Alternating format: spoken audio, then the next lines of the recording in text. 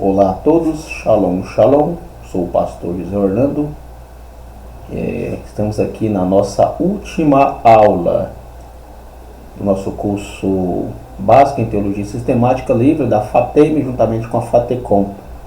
E este curso ficará disponível. Foi criado uma playlist com todas as aulas, com todos os módulos, e ficará ali disponível na plataforma do YouTube para todos vocês, tá? Vamos dar início à nossa quarta e última aula. Para você que não viu ainda nenhuma aula, peço que você veja. E juntamente com todas essas aulas, temos um grupo fechado, né? Fechado não, ele está aberto agora, como é um curso grátis. Lembrando que se você quiser certificado, ele tem aí um custo. E esse certificado talvez seja para você que quer esse certificado, seja bom, né, para um reconhecimento no teu ministério, na tua igreja, que você fez este curso, né, e este curso será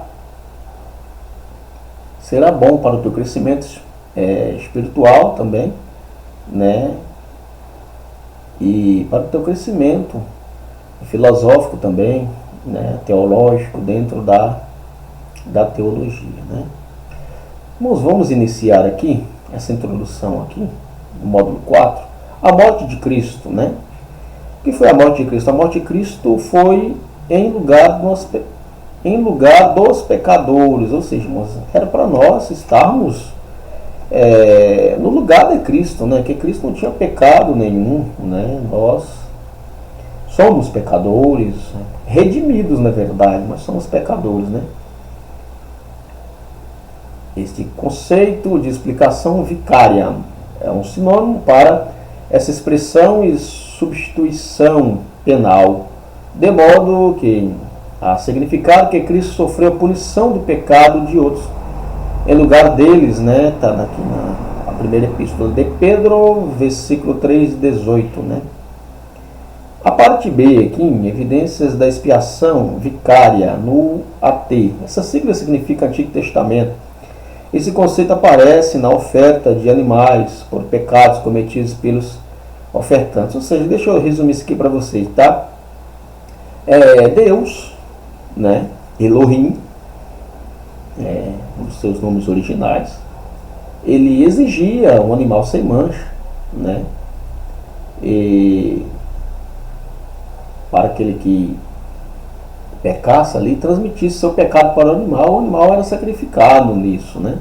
Esse animal sendo sacrificado fazia expiação pelos pecados da pessoa ali, né?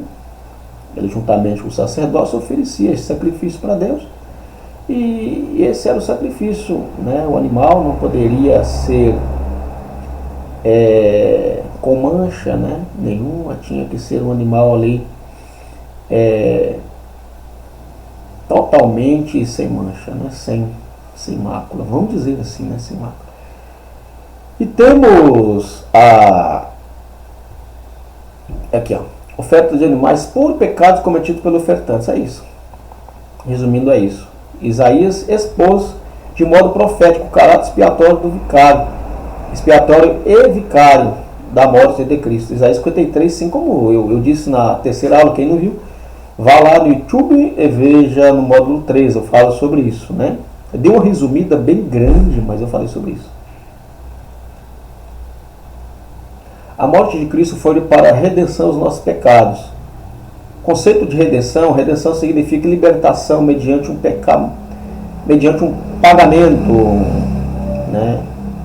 Ou seja, por exemplo, você deve ali uma dívida, resumindo, né? Estou dando exemplos aqui para tentar, né, fazer de uma forma simples e objetiva. Você deve ali um débito ali, você faz um acordo, seja no banco, seja com uma financeira de crédito, enfim, né? E aquilo ali, quando você acaba de pagar ali, tem aquela redenção, ou seja, aquele livramento daquela dívida, você não deve mais nada, aí teu CPF, ele vai ficar limpo, né? Aquela dívida vai sumir ali.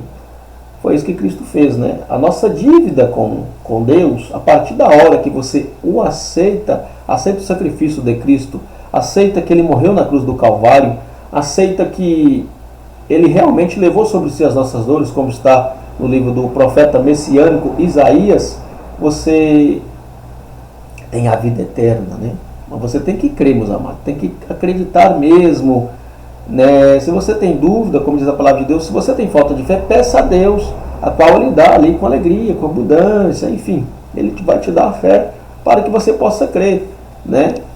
Jesus, Ele não vai te julgar por sua falta de fé, né? Ele sabe que somos falhos, somos fracos, né? Vamos focar nesse ponto aí, tá? Vamos aqui na terceira parte. A morte de Cristo foi para a reconciliação do homem.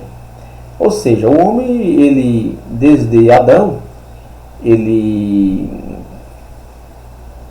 se afastou da presença de Deus, né? Por causa do pecado. Como diz a palavra de Deus, que por causa dos nossos pecados, né, das nossas iniquidades, faz ali esse afastamento entre Deus e os homens, porque Deus é santo e não pode se misturar com o pecado, né? Ele não se mistura com o pecado. Ele ama o pecador, mas ele abomina o pecado. Ele quer que andemos em santidade. Deus sabe que ninguém consegue ser santo realmente, mas andar em santidade é um princípio do verdadeiro evangelho, tá, meus amados? Temos aqui em Mateus 5:24, 1 Coríntios 7:11. Sejam os homens e Deus aqui, né? Podem ler aí, página 2 do nosso curso teológico da FATEM e da FATECOM. A morte de Cristo foi para a propiciação de Deus. O conceito de propiciação significa tomar alguém favorável a outro. Deus, que era inimigo do homem perdido, e estava irado contra o homem, ele se torna agora favorável ao homem e ao relacionamento com ele, através de Cristo, né, meus amados? Cristo, ele trouxe aí este conceito, né? Evidências da apropriação, a necessidade de Deus se tornar propício ao homem no processo de salvação é porque ele está irado em relação ao pecador. Como eu disse antes, Deus, ele detesta o pecado, ele abomina o pecado. Ele ama o pecador, mas abomina o pecado. Essa realidade fica nítida tanto no Antigo Testamento, que é uma sigla AT para o Antigo Testamento, no livro 2 Reis, do profeta Jeremias, e também no Novo Testamento, no Evangelho de São João e em Romanos, aqui, capítulo 10, e também em Efésios também, né? 2:3, e 1 Tessalonicenses, a sigla é TS 2:16. A propiciação de Deus foi efetuada na cruz, a ocasião em que Deus lançou sobre Jesus a ira e o castigo pelos pecados da igreja, desviando dela a ira do Senhor. Isso aqui, irmãos, está em Romanos, também em Hebreus e também no Evangelho de São João. Ou seja, meus amados, Jesus ele se entregou pelo pecador. Inclusive, quando ele estava orando, né, nas suas últimas orações, ele na sua agonia, né, que ele já podia ele sentir que ia ser cuspido, que ia ser maltratado. O profeta vai dizer que arrancaram a tua barba, né, e por causa dos nossos pecados ali, Cristo foi ali totalmente atacado, totalmente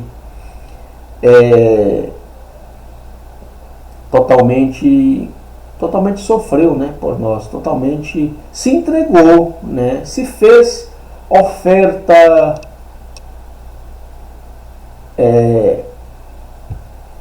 pela propiciação, né? Ou seja, Cristo, ele se entregou totalmente por nós, por mim, por você. E as pessoas desprezam, muitas pessoas, se você fala o nome Jesus, falam, Jesus te ama. Falta um pouco te atacar, porque este nome, ele tem um poder tão grande, né?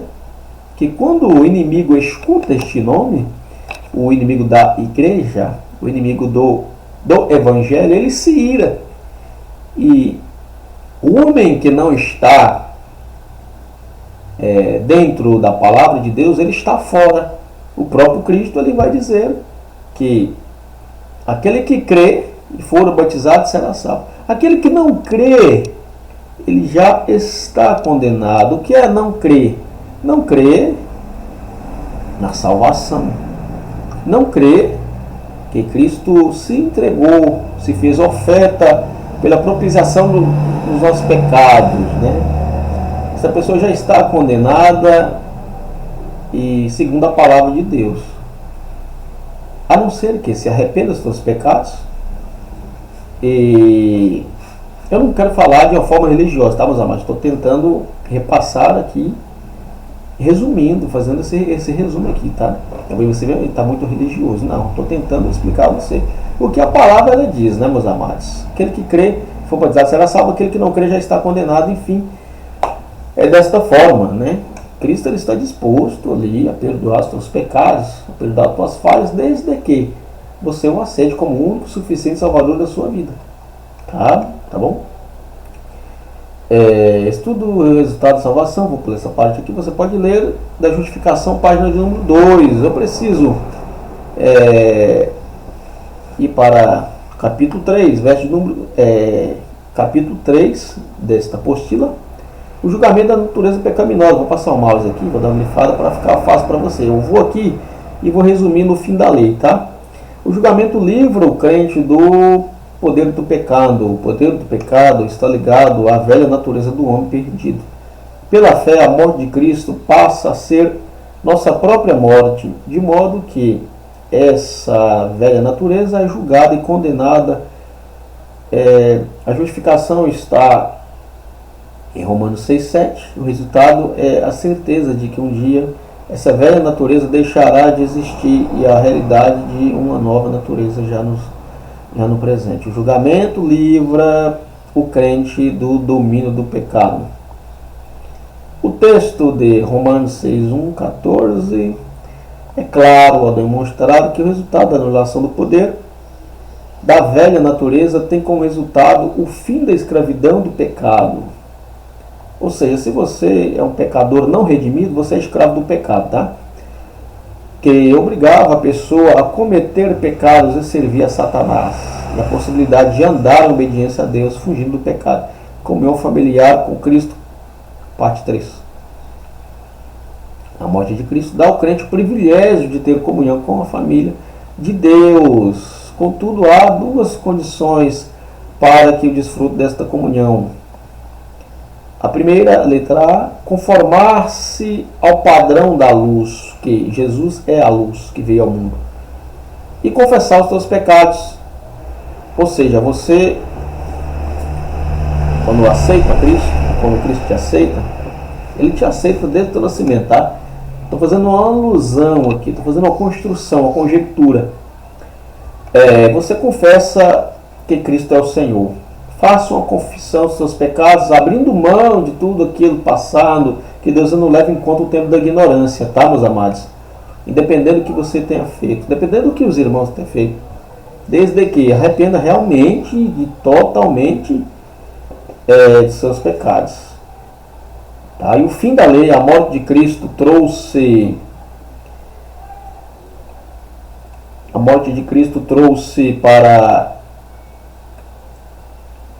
para nós, né? Aqui, onde está o fim da lei aqui? A morte de Cristo trouxe o fim da lei. Tá em Roma. Esse texto pode ser interpretado de duas maneiras a Cristo. O fim da lei, deixa eu dar uma atualizada aqui. Que estamos aqui na parte, pronto. Aqui. Vou abrir de novo aqui. Vamos para ali. Espera carregar, tá? Vamos esperar um pouco carregar. Vamos. Onde nós paramos aqui? Tá. Parte 4. estudo da salvação, módulo 4 aqui. O estudo da aplicação da salvação.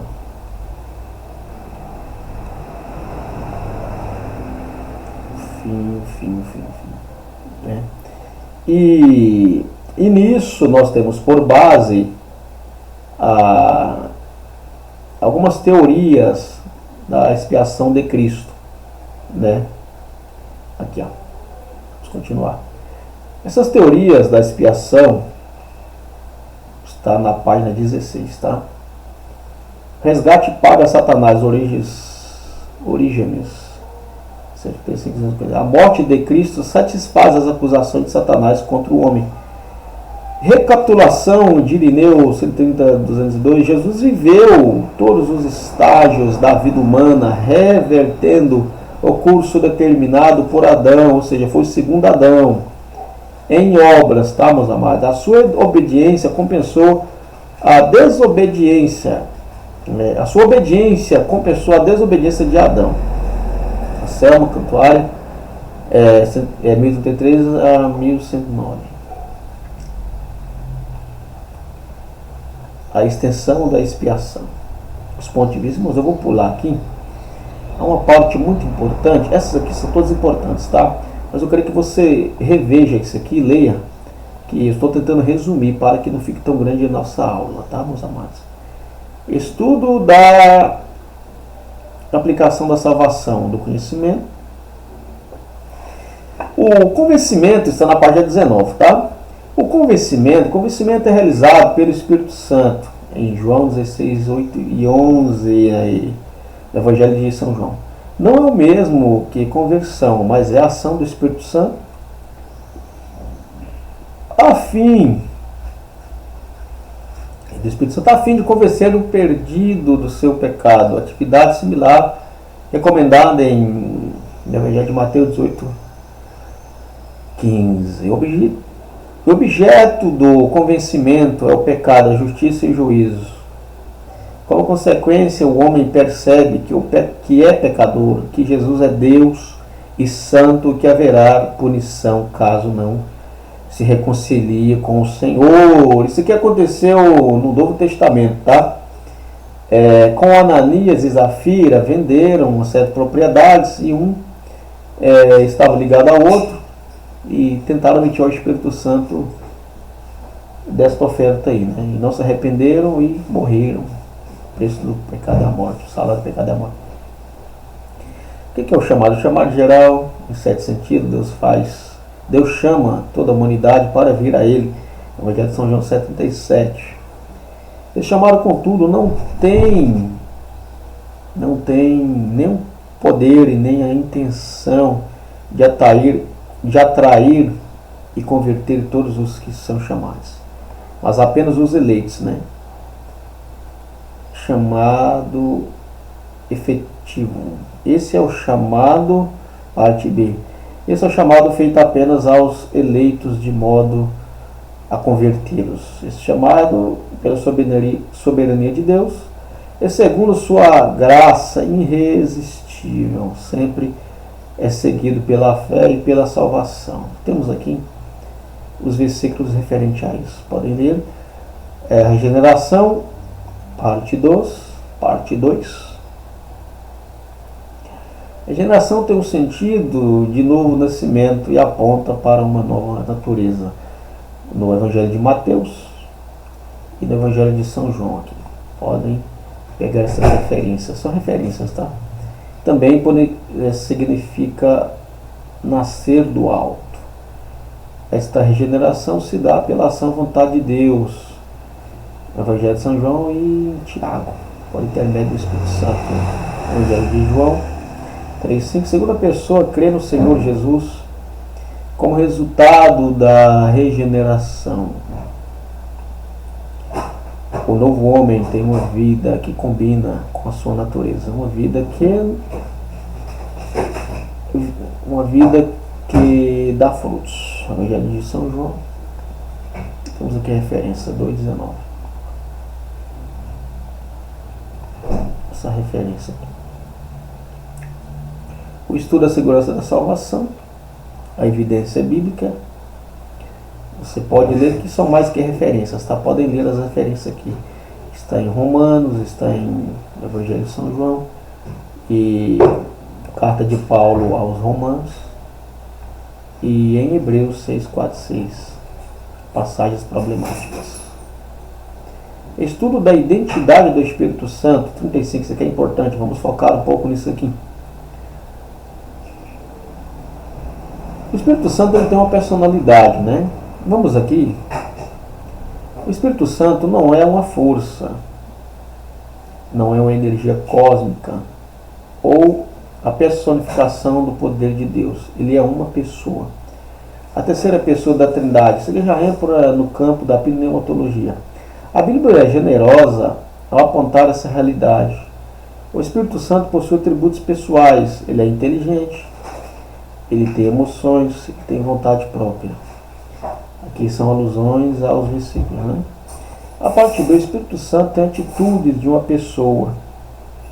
Ele convence o pecador, né? Convence você do pecado, guia os crentes à verdade do Evangelho, realiza milagres, inclusive Cristo ele realizou milagres através do Espírito Santo, e intercede pelos crentes, né?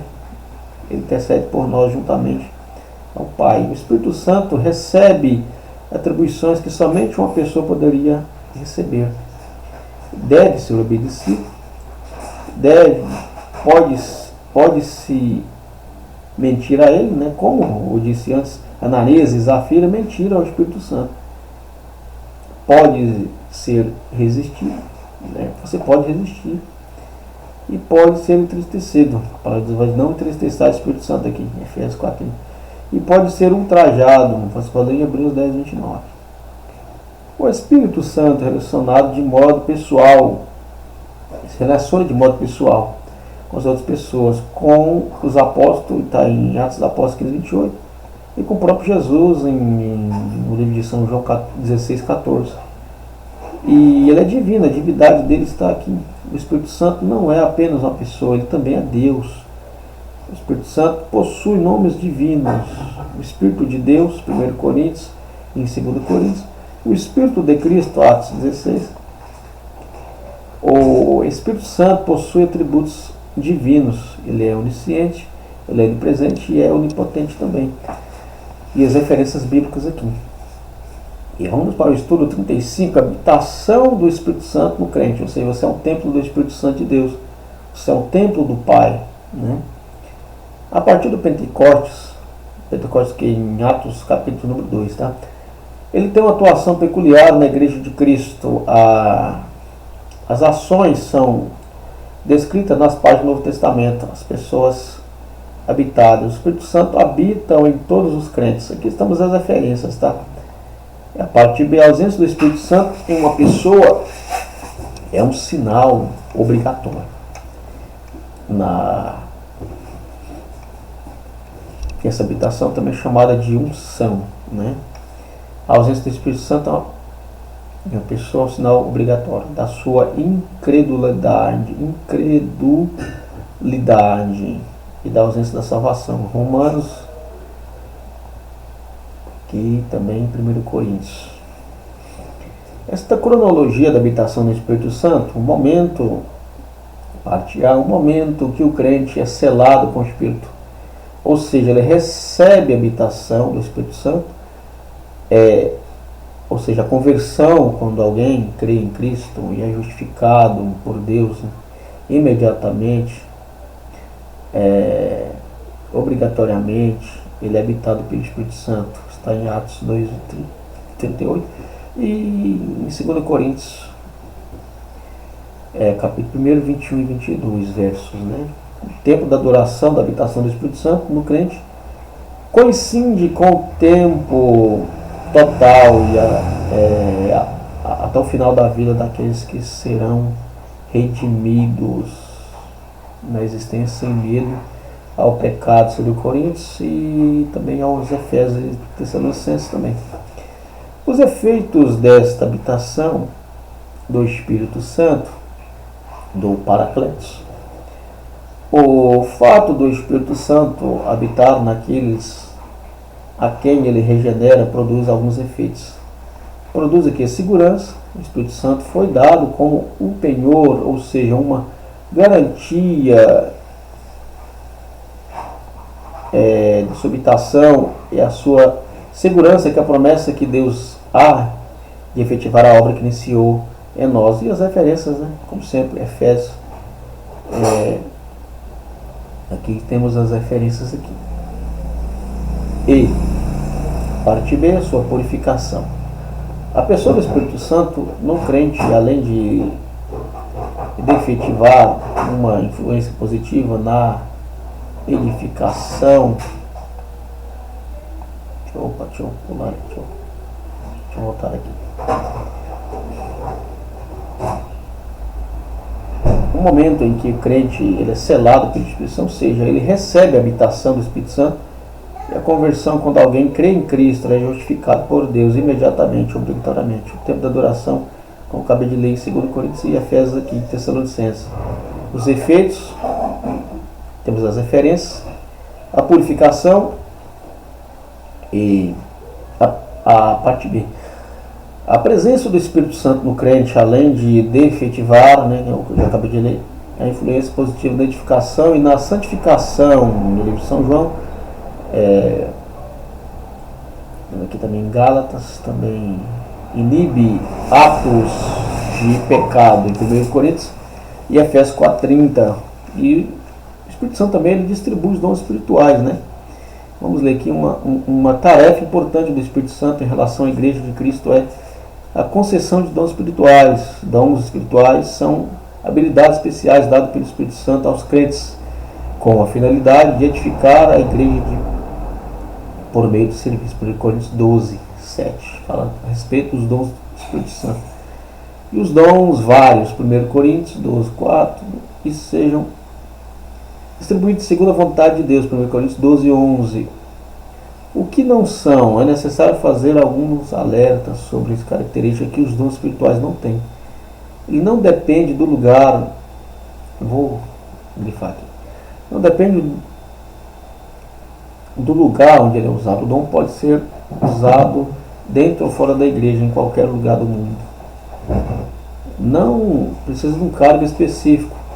As habilidades do dom do Espírito Santo não dependem de um cargo eclesiástico, né?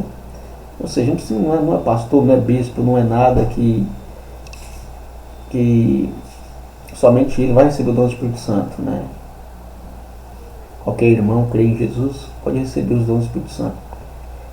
E Paticé não visa um grupo específico. Ninguém tem um dom para trabalhar com crianças, jovens ou idosos, nem dom para pregar a índios ou moradores de rua. Os dons podem ser aplicados no trabalho com qualquer grupo. Não é uma técnica especial, não há dons espirituais de escrever ou de tocar um instrumento. Essas coisas são técnicas por meio das quais se podem usar os dons. Então você pode usar os dons para tocar instrumentos e também para anunciar o Evangelho, né? A distribuição dos dons espirituais, aqui temos referências, né? Aqui, ó. Profecia, milagre, línguas, evangelismo, pastorado, serviço, ensino, fé, discernimento de espíritos, misericórdia, contribuição e administração e sabedoria ou conhecimento. Podem ler na primeira carta do apóstolo Paulo aos Coríntios 12, capítulo de número 12, pode começar por aí. Temos algumas ressalvas. Como já lemos sobre o Espírito Santo, vamos para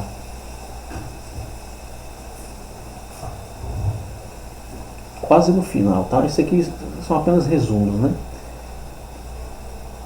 Vamos para a página de número. Esta página tem 52 páginas. Eu quero ir legível apenas, creio que 45 a 50. Eu quero aqui pular um pouco para a escatologia e o governo do milênio, para darmos por fim, este módulo do número 4, lembrando, ressaltando que todos vocês podem ler, reler, isso aqui vai ficar disponível totalmente grátis para vocês lerem. E esta página de número 47, vou grifar aqui, o que é o Armagedon? Né? O Armagedon é no final da tribulação, reinos do norte e do leste. Isso aqui é o campo escatológico, tá? Para quem fez escatologia sabe que muitas partes estão em Daniel, estão os profetas, né? E até mesmo no livro da revelação de Jesus a João na ilha de Patmos. Este campo escatológico ele é bem abrangente, ele resulta na revelação de Jesus ao apóstolo João. Um dos pontos de pregação cristã visando a adoração de Jesus como Deus é apresentado na ressurreição do Senhor como sinal da sua divindade. É possível que a segunda besta utilize esse evento mesmo modo. É comum que nas escrituras a adoração falsa ou voltada aos outros deuses seja nomeada de prostituição adultéria. Quer dizer, se você crê que há apenas um Deus, né, você não pode adorar outro Deus, que isso aí Deus considera como uma prostituição a Deus. Ou seja, você trocou a Deus por outro Deus, né, por um Deus falso. O que é o reino milenar? O reino milenar, dois erros são comuns ao se tratar do reino de Cristo. Um deles é considerá-lo cumprido, ou seja, o preterismo, né? O preterismo considera isso, tá? E na primeira vinda de Cristo, que já as promessas a Davi não se cumpriram nessa ocasião. Temos o exemplo de 2 Samuel aqui, né? E essa duração do milênio está em Apocalipse 20, verso 2 e 7, diz 6 vezes que o tempo do milênio é de 1000 anos, né? Ou seja, um milênio é 1000 anos, né? 100 anos é uma centena, né? Uma década são 10 anos, enfim, milênio. Apesar de estudiosos de outras linhas doutrinárias e hermenêuticas afirmarem que o termo milênio é um símbolo representativo, a repetição insiste da expressão 1000 anos demonstra sua literalidade e importância. Ou seja, é 1000 anos, a duração do milênio de Cristo, do governo de Cristo. Tipo de governo será uma teocracia, assim como havia em Israel. O centro do governo, Jerusalém, será a sede desse governo. Para sempre segura seus governantes. Os súditos do governo inicialmente são judeus e gentios redimidos que sobreviveram à tribulação. Aqui entramos no campo da teologia, que temos diversas linhas. Duas principais linhas são pós, né, tribulacionistas e pré-tribulacionistas, ou seja, vamos crer que você vai passar pela grande tribulação, outros dizem que você não vai passar pela grande tribulação. Alguns creem ali que você vai no meio dessa tribulação, Jesus volta ali e leva as pessoas para o céu. Então são dois campos respeitados, isso não cabe heresia, e são dois campos que temos bases bíblicas para isso. Temos bases bíblicas para descrever, né, para debater sobre isso. Então não cabe heresia, isso não significa heresia, mas pontos de vista teológicos diferentes. Isso vai acontecer no campo teológico, semântico da teologia. E características do milênio. O milênio tem características, né? Quais são essas características do milênio? Né? Estas características do milênio, temos aqui duração, Armagedon, estudo do reino milenar, que é 1000 anos, a duração 1000 anos, o governo do milênio. E essas características justiça, Jesus exercerá um governo justo. E em governo de paz, haverá paz e unidade entre as nações. E será um reino próspero, a prosperidade, a terra será próspera e farta de alimentos. E religião, o conhecimento do Senhor será amplo sobre toda a terra.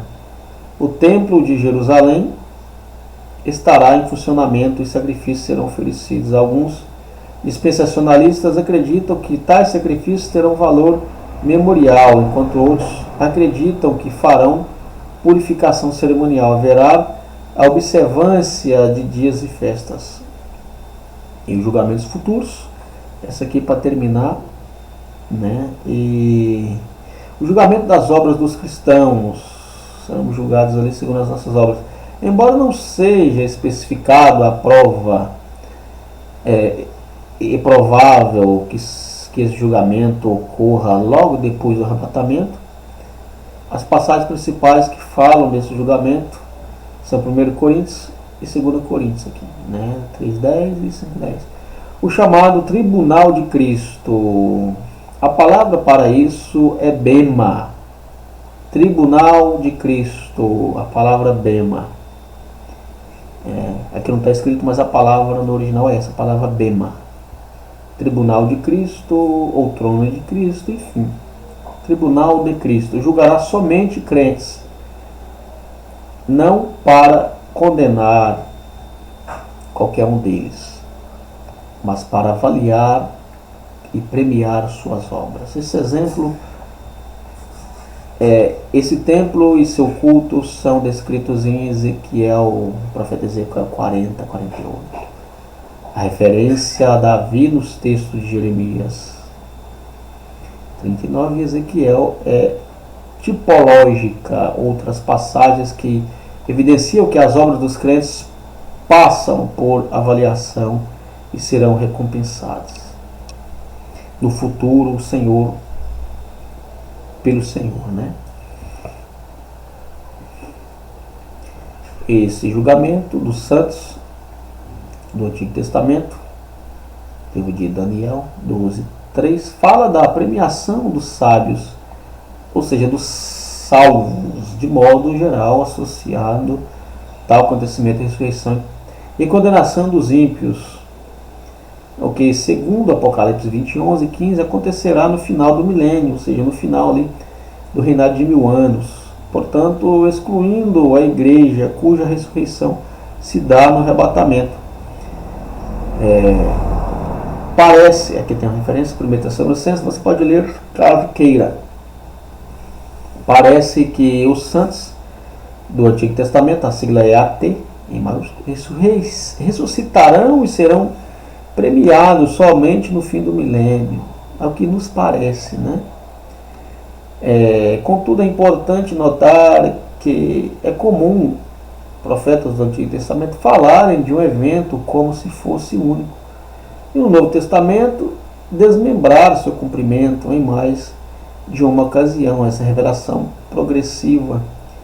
Os julgamentos dos santos da tribulação, Apocalipse 24, capítulo 20, verso 4 até o 6, fala da ressurreição, que foram martirizados, ou seja, os mártires pelo Evangelho de Cristo. Antes do início do milênio, visto que reinarão por 1000 anos, não são mencionados julgamentos ou recompensas, mas não há motivos para crer que não haja, A menção à atividade de reinar dá indícios de sua recompensa. O julgamento dos judeus que sobreviverem à tribulação, ou seja, os judeus, e gentios serão julgados depois da volta de Cristo. Somente os crentes entrarão no milênio. O julgamento dos judeus é descrito em Ezequiel, capítulo 20, verso 34 a 38. Essa ilustração são parábolas aí do Evangelho de São Mateus 25, que Jesus ele fala desse julgamento aí, e fala: os aprovados suscitarão das bênçãos da nova aliança. E temos referências a Ezequiel. Enquanto os reprovados não poderão entrar em Israel, mas serão lançados nas trevas extremas. Esse julgamento dos gentios que sobreviverem à tribulação, os gentios também serão julgados na vinda de Cristo. Mateus 25. E Joel profetizou que o local de tal julgamento é o vale de Josafá. Alguns acreditam que se trata do vale de Cedron. Contudo, pode ser uma referência não ao lugar, mas ao conhecimento que Josafá significa Javé julga. Para terminar, este julgamento contra Satanás, ou seja, o julgamento de Satanás e dos anjos caídos. Satanás é um dos anjos caídos, e os anjos caídos serão julgados no final do milênio e condenados ao fogo eterno. O julgamento dos mortos não salvos, ou seja, a pessoa que já desfaleceu, será ressuscitada e tal, e será julgada no final do reino milenar de Cristo. Todos os incrédulos mortos serão ressuscitados e julgados para condenação. Esse julgamento também é chamado de ressurreição do juízo. Evangelho de São João 5, 28, 29. E acontecerá diante do grande trono branco. Apocalipse 20, verso 11 e 15. Onde Jesus será o juiz. São abertos os livros das obras pecaminosas dos incrédulos, além do livro da vida. O qual não conterá o nome de nenhum deles, serão condenados e lançados no fogo eterno. Esse é o fim da história. Ela dá então início à eternidade, ou seja, deixa eu pular aqui para o emblema da Fatema, ou seja, irmãos, resumindo tudo isso sobre este tema escatológico, Cristo, ele virá dentre as nuvens, todo o olho verá, todas as nações, e lamentarão, porque muitos não acreditam, ou muitos acreditavam por um tempo e depois desacreditavam, né? Fato é que Cristo virá, né, juntamente com os teus anjos, a julgar esta nação, não apenas esta nação, mas as nações da terra. Alguns condenação para a vida eterna e outros condenação eterna, né? Ou seja, alguns para condenação eterna e outros para salvação eterna, né?